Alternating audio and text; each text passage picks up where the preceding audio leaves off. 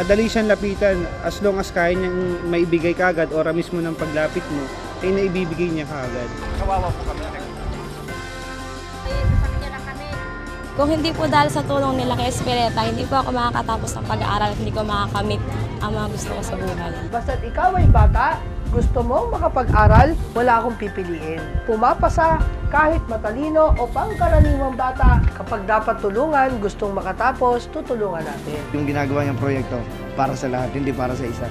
Noong time na na-aksidente yung apo ko, wala kaming malapitan na hiraman na ambulansya. No? Nakatawag na kami ng ambulansya. Kasi yung sa barangay, parang sira pa. Ipagtawag ko ng ambulansya, dumating.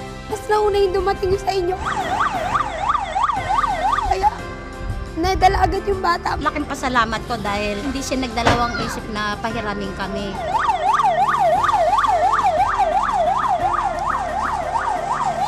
Nung nangarap si Kuya Laki na magkaroon ng ambulansya, natupad niya yon. Kapag bayan ang may gusto, bayan ang masusunod. Kaya napakalaking bagay po talaga ang pagkakaroon po ng libreng tubig sa amin. Napakahirap ng buhay ng Pilipino. Laking pasasalamat talaga namin na nagkaroon ng libreng sakay. Kung sa aming kinikita, kulang pa ho na pang-ano sa aking mga anak at apo. Kaya yung libreng sakay, malaking tulong po sa amin yun. Wala naman po kaming pera. Ayoko pong mangako, pero tandaan po ninyo, sisikapin natin abutin ang ating pangarap. Lahat ho ng aming hilingin dyan, malaki man o maliit na bagay. Ay naibibigay niya kagad. Binigyan po niyon, binigyan po kami ng uniform. Tumutulong siya ng hindi siya naghahangad ng kapalit. Ang aking pong pangarap ay para sa ating lahat.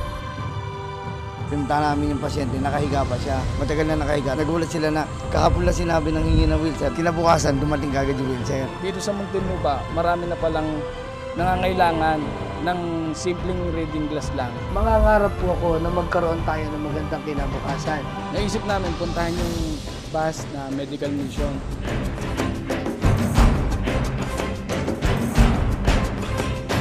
Kasi nangangarap ako para sa ating lahat. Gabay!